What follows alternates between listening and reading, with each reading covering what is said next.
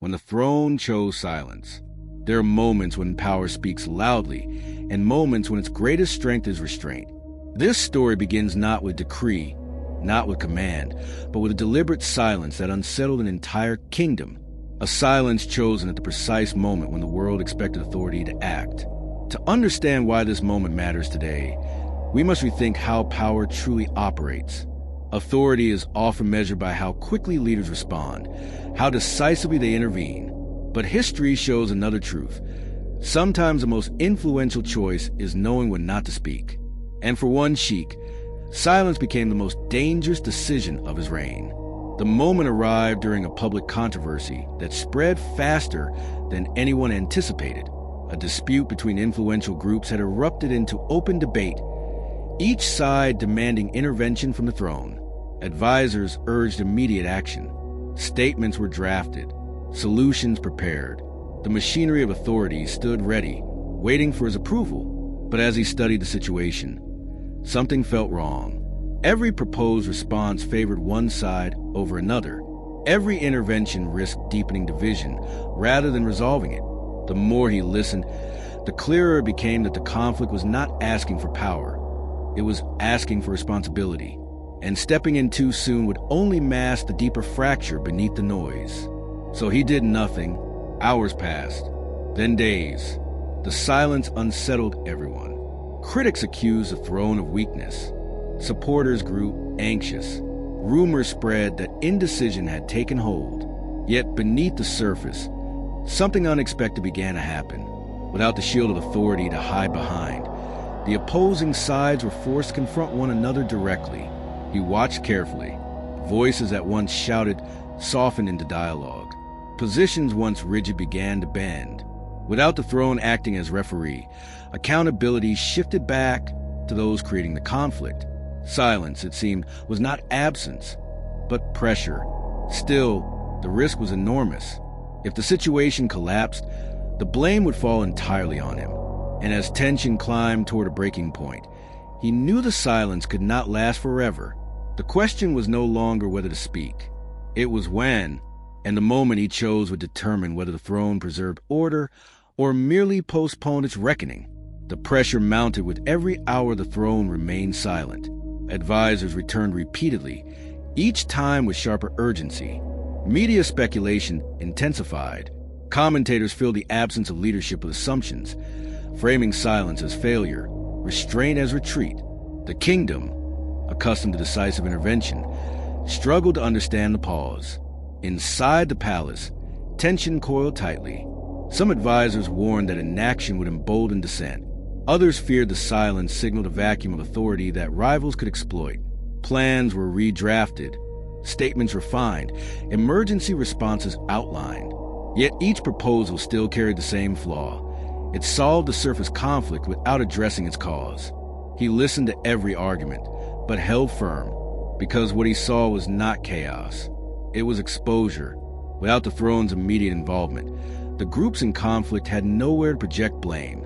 Their rhetoric lost momentum. Supporters began asking harder questions. Extremes softened under scrutiny. And slowly, the narrative shifted from confrontation to consequence. Still, the conflict reached a critical stage. Economic implications surfaced. International observers began expressing concern. The cost of silence was rising. Even allies questioned whether restraint had gone too far.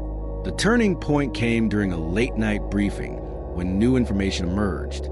Behind the public dispute, financial interests had been quietly inflaming tension for leverage. Both sides, unknowingly, had been influenced by incentives designed to prolong conflict. Intervention now, without addressing this manipulation, would only validate a manufactured crisis. This was the truth the silence had revealed. Armed with clarity, he began preparing not to speak loudly but precisely. The response would not choose sides. It would dismantle the incentives fueling division. But timing remained everything. Speak too early, and the manipulation would survive. Speak too late, and trust would fracture beyond repair. He waited one final day. That day, the conflict reached its peak. Demonstrations intensified. Markets wavered. Pressure converged from all directions. Silence, once strategic, now felt unbearable. And yet, within that unbearable tension, the conditions were finally right. Because now, when he spoke, there would be no doubt about what truly needed to change. The throne had waited long enough, and the words that followed would not simply end a dispute. They would redefine how authority was exercised. When he finally chose to act, he did so without spectacle. No dramatic announcement, no sweeping condemnation. Instead, he summoned representatives from every side of the conflict into a closed session, one where posturing offered no protection and rhetoric carried consequences. He began not by addressing their demands, but by exposing the forces that had shaped them. Calmly, methodically, he revealed how financial incentives had been used to amplify division, how outside interests had benefited from prolonged instability, how outrage had been quietly encouraged while responsibility was delayed. The room shifted as realization spread. Anger redirected itself, not outward, but inward. This was the true conflict. For the first time, the opposing sides saw themselves not as rivals, but as participants in a system designed to keep them apart. Accusations lost their edge. Certainty weakened, and in that disorientation, space for accountability finally appeared. He then did something no one expected. He refused to impose a solution. Instead, he outlined non-negotiable principles: transparency, shared responsibility, and consequence for manipulation. He made it clear that the throne would not rescue any group unwilling to confront its own role. Authority, he said, would enforce fairness, not comfort, and silence would return the moment responsibility was avoided. The effect was immediate and unsettling. Without a directive to hide behind, leaders were forced to negotiate honestly. Compromises emerged not because they were ordered, but because stalemate now carried cost. The throne, once silent, had become a mirror, reflecting back the truth each side preferred to ignore. Privately, advisors questioned the risk. By not dictating outcomes, he was redefining power itself. But he understood the deeper logic. Solutions imposed by authority dissolve when pressure lifts. Solutions forged through accountability endure. As negotiations stretched into the night, agreements began to take shape, tentative, imperfect, but real. The conflict that had demanded intervention now demanded ownership. Outside the chamber, the nation waited.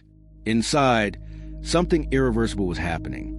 The throne was no longer the center of every decision.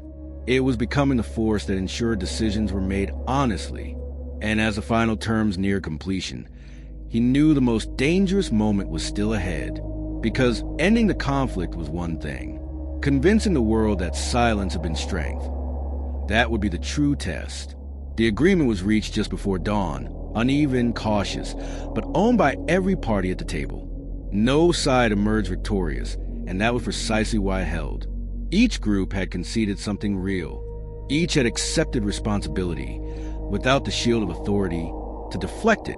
The conflict ended not with applause, but with acceptance. When the throne finally addressed the public, the message was brief and deliberate. He did not recount negotiations or assign blame. He spoke only a principle of accountability, of shared responsibility, of the danger of manufactured division. He explained the silence not as absence, but as intention, a choice made to reveal truth before enforcing order. The reaction was mixed at first. Some praised the restraint, others criticized the delay. But as the details of the agreement emerged, as the manipulation behind the conflict became undeniable, the narrative shifted. What had once been framed as weakness began to be understood as precision. The climax came not in the chamber, but in public perception. Trust returned slowly, then decisively. The people recognized that authority had not abandoned them. It had trusted them. The throne had not imposed peace. It had demanded maturity. And in doing so, it had strengthened the nation's capacity to resolve conflict without constant intervention. The resolution reshaped how power was viewed. Silence, once equated with indecision, gained a new meaning. It became a signal, one that warned manipulation would be exposed, that responsibility would be required, and that authority would not be used as a shortcut. Later, standing alone once more, he reflected on the risk he had taken. Silence had nearly cost him his reputation. It had tested patience. It had invited doubt. but it had also uncovered truth that force never could. He understood then that leadership is not always about being heard. Sometimes, it is about creating the conditions where others must finally listen to themselves. And in that space, the throne found its quietest and strongest voice. Subscribe to join the journey. When the throne